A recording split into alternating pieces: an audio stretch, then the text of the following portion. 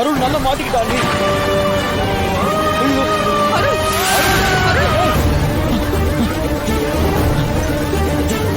அருள் ஏய் அருள்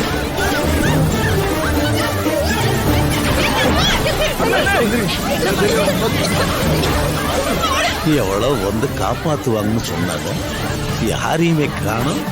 நடக்கட்டும்.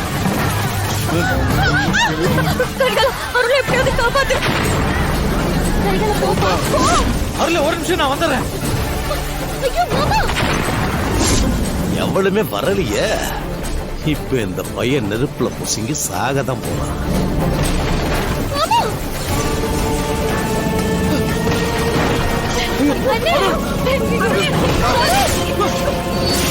இந்த பையன் உயிரை காப்பாத்த என் பொண்ணாலதான் முடியுமா?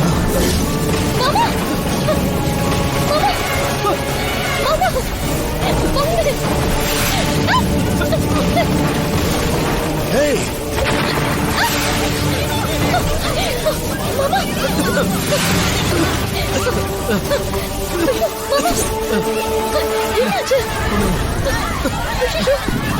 ஒண்ணுல வானதி ஒண்ணுல.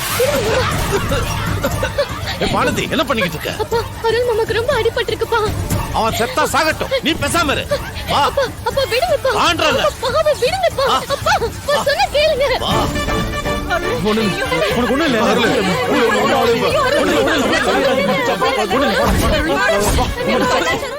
அண்ணே என்னண்ணே சொல்றீங்க? அந்த அருள் பையனை காப்பாத்தின பொண்ணு உங்க பொண்ணு வானதியா? டேய், அது என் பொண்ணா இருப்பான்னு நான் எதிர்பார்க்கவே இல்லடா. ஏதோ ஒரு கழுதையா இருக்கும், அந்த கழுதையை பிடிச்சி தூக்கி எரிஞ்சிடலாம் தான்டா பார்த்தேன். ஆனா அது வானதியா இருக்குன்னு நான் எதிர்பார்க்கவே இல்லடா. வானதி அந்த அருள் பையல நெருப்புல இருந்து காப்பாத்தினதை பார்த்தப்போ என் மேல நெருப்பு பிடிச்சி எரியற மாதிரி இருந்துச்சு. அண்ணே, அவனை காப்பாத்த போற பொண்ண நம்ம முதல்ல கண்டுபிடிச்சிடணும்னு சொன்னீங்க. இப்ப அது வானதி தானே தெரிஞ்சு போச்சு. இப்ப என்னண்ணே பண்றது? அவனை காப்பாத்துறதுக்கு என் பொண்ணு வாழ்க்கைய நான் பலி கொடுக்க முடியாது. அந்த அருள் பையல கட்டிக்கிட்டா என் பொண்ணு ஒண்ணு இல்லாதவள் ஆயிடுவா. அதனால என்ன நடந்தாலும் சரி, நான் நினைச்சபடி என் பொண்ணு கரிகாலனத்தான் கட்டி ஆகணும். அதனால அவன் செத்தா சாகட்டும். அதை பத்தி எனக்கு ஒரு கவலையும் கிடையாது. அண்ணே, நான் சொல்றேன்னு தப்பா எடுத்துக்காதீங்க. நீங்க நினைக்கிறதெல்லாம் சரிதான். ஆனா நீங்க இந்த விஷயத்துல ரொம்பவும் தடாலடியா முடிவெடுத்தா அது தப்பா தானே போகும். டேய், ஏண்டா அப்படி சொல்ற? அண்ணே, வானதி தான் அந்த பொண்ணுனா இப்ப வானதி நம்ம பக்கம் இருக்கணும். நீங்க வானதி கிட்ட கோவப்பட்டா வேலைக்கே ஆகாது. வானதி உங்க பேச்ச கேட்கிற மாதிரி நீங்க இப்ப வச்சுக்கணும். ஆமாண்டா, நீ சொல்றதும் சரிதான்.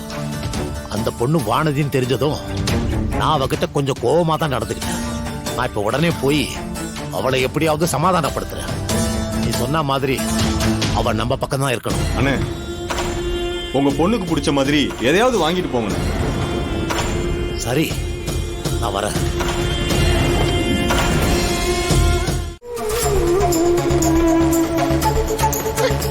அம்மா, ஏம்மா என்ன இப்படி உள்ள வச்சு அடைச்சு வச்சிருக்கேன்? கதவை தரமா. அருள் மாமாவை பார்க்கணும். சொன்ன கேளுமா. நான் அருள் மாமாவை பார்க்கணும்.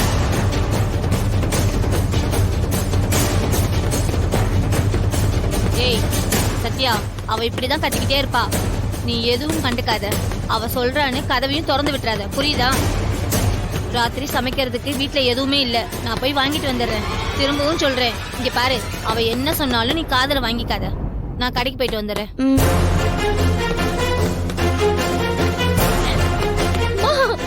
கதவை தரமா.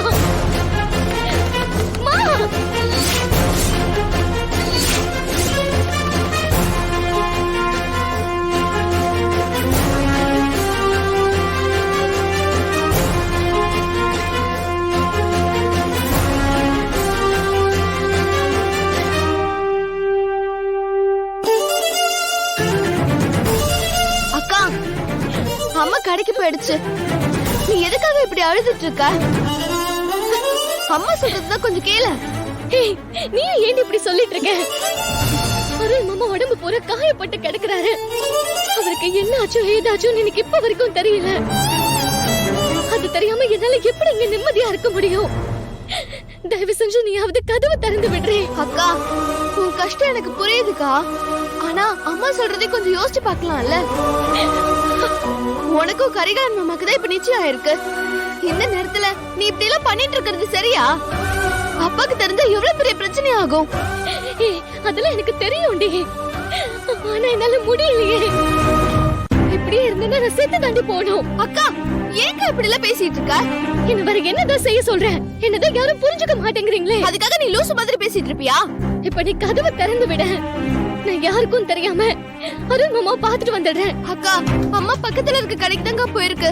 அம்மா இன்னும் கொஞ்ச நேரத்துல வந்துரும்க்கா. அம்மா வர்றதுக்குள்ள நான் போயிட்டு வந்துடுறேன்டி. நீ கதவை திறந்து விடு. இந்த மாதிரி தான் மண்டபத்துல என்ன தனியா விட்டுட்டு போனேன். நான் தான் அம்மா கிட்ட திட்டு வாங்கினேன். இப்ப மட்டும் நீ கதவை திறக்கல, நான் கண்டிப்பா தூக்கு போட்டு செத்துருவேன். அக்கா, ஏங்க இந்த மாதிரி பயமுறுத்திட்டு இருக்க? நான் சொன்ன செய்வன் உனக்கே தெரியும்ல. கதவை திற. ஐயோ,